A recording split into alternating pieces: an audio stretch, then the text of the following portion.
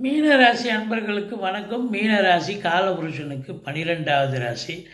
இதில் என்னென்ன நட்சத்திரங்கள் இருக்குது அப்படின்னு பார்த்தீங்கன்னா, புரட்டாதி 4ஆம் பாதம், உத்திரட்டாதி, ரேவதி நட்சத்திரம் உள்ளடக்கியது. சனி பயிற்சி சாதகமாக பாதகமாக என்னங்க? சனி பயிற்சி அப்படின்னா உங்களுக்கு 7 சனி உங்களுக்கு இப்போது ஆக்சுவலாக உங்களுக்கு ஏற்கனவே நடந்துக்கிட்டு இருக்கு. விரைய சனி இருந்தது. விரைய ஸ்தானத்தில் சனி பகவான் இருந்து நிறைய செலவு வச்சார்.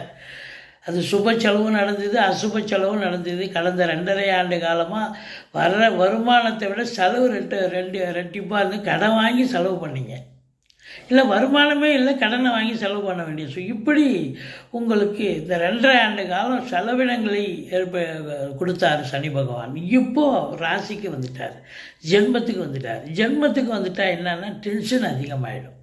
7ஆம் இடத்தை பார்க்குறாரா, அப்போ கணவன் மனைவியிடையே கருத்து வேறுபாடு வரும், நண்பர்களிடையே கருத்து மோதல்கள் இருக்கும், கூட்டு தொழில் செய்கிற இடத்துல கூட்டாளிகளுக்கும் உங்களுக்கும் பிரச்சனை வரும்.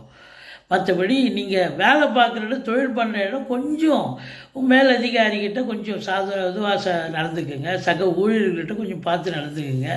மற்றபடி அனுசரித்து போனீங்கன்னு சொன்னால் ஓரளவுக்கு நீங்கள் பிரச்சனைகளை நீங்கள் பெருசாக்க, அதாவது நீங்கள் சுதந்திரமாக நடந்தீங்கன்னா பிரச்சனை பெருசாகாது, ஓரளவுக்கு சமாளிக்கப்படும் அப்படின்னு சொல்கிறோம். மற்றபடி உங்களுக்கு இந்த சனி ராசியில் இருந்தாலே ஒரு டென்ஷன், ஒரு பரபரப்பு, எந்த வேலை செய்யணும் எதை செய்யக்கூடாது அந்த ஒரு பிடிமானமே இருக்காது. கொஞ்சம் அப்படியே ஒரு மெத்த போக்காக இருப்பீங்க.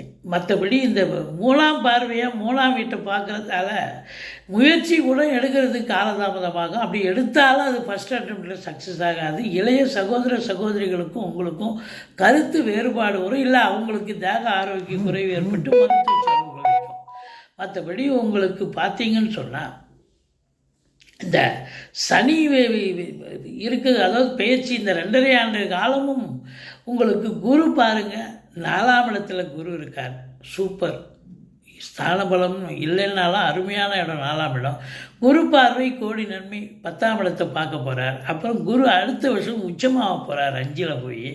அப்போ குரு இப்போ ராகு பாருங்கள், உங்களுக்கு 12ல் ராகு இருந்தாலும் குரு பார்வையில் இருக்கார். அப்போ இந்த மீன ராசி மீன லக்னத்தில் பிறந்தவர்கள் வெளிநாடு ஆப்பர்ச்சுனிட்டி, ஆன்சைட் ஆப்பர்ச்சுனிட்டி யாரெல்லாம் காத்துட்ருக்கீங்களோ கண்டிப்பாக அது நிறைவேறக்கூடிய தருணம் அப்படின்னு சொல்லலாம்.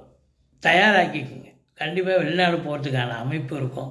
இந்த ராகு பகவான் உங்களுக்கு செய்வார். அப்போ உங்களை பொறுத்தவரையிலையும் அந்நிய பொருளாதாரம் வீடு தேடி வரப்போகிறது.